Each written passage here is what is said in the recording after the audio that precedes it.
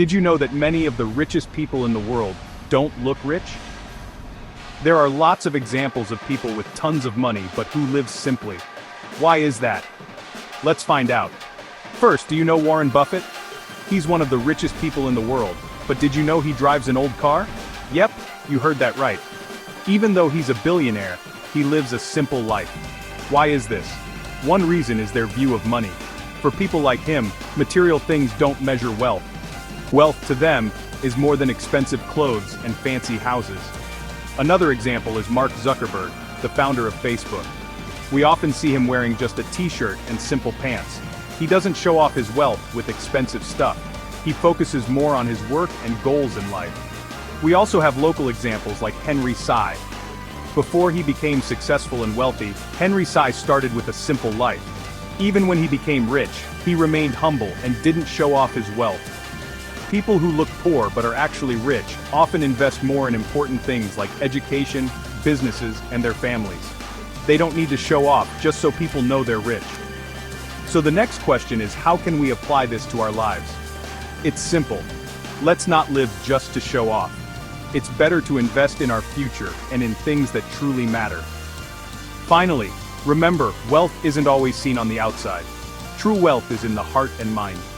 Thanks for watching. If you liked this video, don't forget to subscribe and like. See you next time.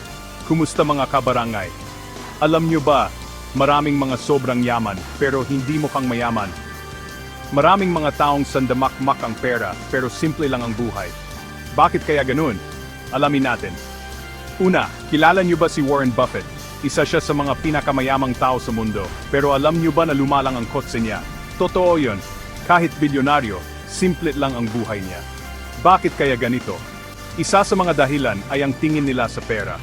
Para sa mga taong katulad niya, hindi basehan ng yaman ang mga material na bagay. Ang tunay na yaman para sa kanila ay higit pa sa mga mamahaling damit at malaking bahay. Isa pang halimbawa ay si Mark Zuckerberg, yung may-ari ng Facebook.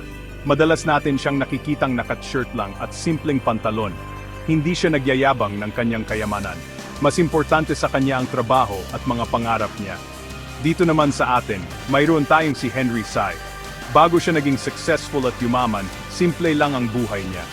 Kahit yumaman na, nanatili siyang mapagkumbaba at hindi nagpapasikat. Ang mga taong mukhang mahirap pero mayaman pala ay mas pinipiling mag-invest sa mga importanteng bagay tulad ng edukasyon, negosyo, at pamilya. Hindi nila kailangan magpasikat para lang malaman ng tao na mayaman sila. Kaya ang tanong, paano natin ito magagamit sa buhay natin? Simple lang.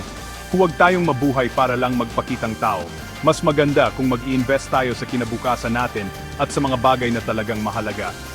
Sa huli, tandaan ang tunay na yaman ay hindi nakikita sa panlabas na anyo. Nasa puso at isip yan. Salamat sa panood. Kung nagustuhan niyo ang video na ito, huwag kalimutang mag-subscribe at mag-like. Kita-kits sa susunod.